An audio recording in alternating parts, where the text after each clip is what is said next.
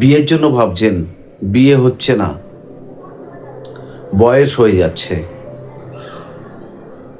প্রতিটি দিন কাটছে আর বয়সটা বাড়ছে,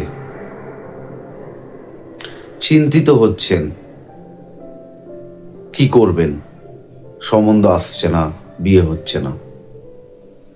শুধু আপনার নয়, বাবা মায়েরও চিন্তা যে ঘরে অবিবাহিত মেয়ে রয়েছে, তার বিয়ে দিতে পারছি না বা সম্বন্ধ আসছে না। তাহলে এই বিলম্ব বিবাহ বা দেরিতে বিবাহ, আপনার যে বিয়ের সম্বন্ধ আসছে না তার জন্য কি করবেন? প্রথমত, বাড়িতে আপনার যে রুম আছে সেটা পরিবর্তন করুন। খুব ভালো হবে যদি বাড়ির উত্তর পশ্চিমের রুমে আপনি ঘুমান, অর্থাৎ বায়ুকোণে।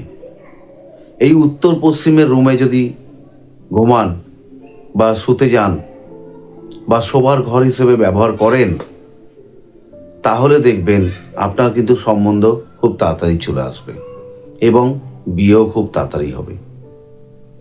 তাহলে যাদের বিবাহ নিয়ে সমস্যা হচ্ছে বা বিবাহ হচ্ছে না বা বয়স বাড়ছে কিন্তু সম্বন্ধ পাচ্ছেন না, শীঘ্র আপনারা আপনাদের শোবার ঘরটা পরিবর্তন করে নিন।